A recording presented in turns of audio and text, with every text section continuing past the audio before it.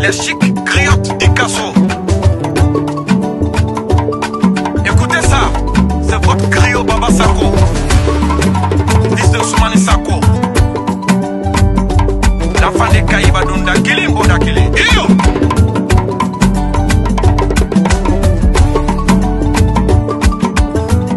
Faida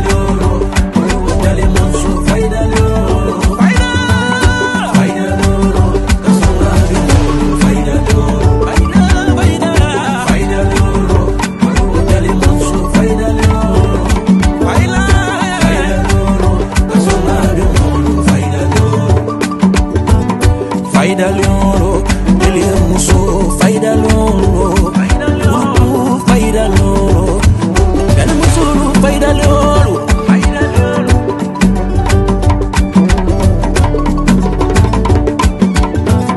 Faida Leoro, ele muso, Faida Leoro, Faida Leoro, kasonga Leoro, Faida Leoro, Faida Leoro, ele muso, Faida Leoro.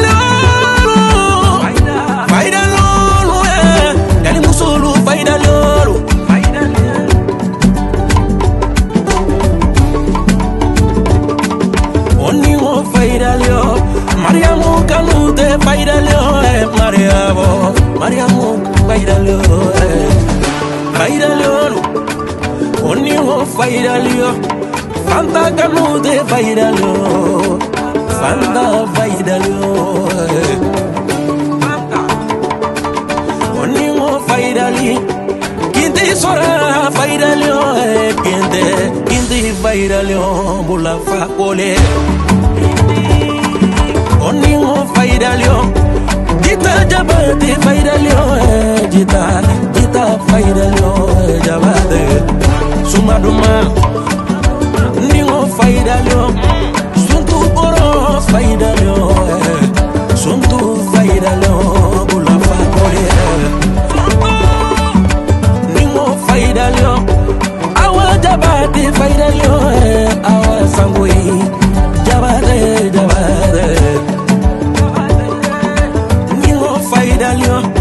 Baturu kuate faidalio Baturu faidalio Katonga muso Baturu Ningo faidalio Ya ikanutes faidalio Ya Kanute Ningo faidalio Maimuna jabate faidalio Maimuna faidalio La belle Geneva faidalio Geneva kanute faidalio Geneva kanute Genebis Ningo faidalio Pura sako faidalio Pura faidalio Sako riba Yagare faidalio Yagare kanute faidalio Musu faidalio Musu jabate faidalio Niwo faidalio Sano kanu de faidalio Sano Kanu de faidalio Muso faidalio Grupo musu faidalio Lili muso faidalio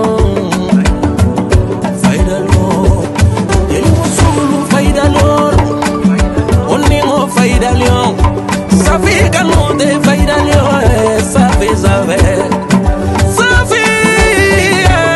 Safi Oningo faidalio Kumba sago faidalio Kumba faidalio Kumba sago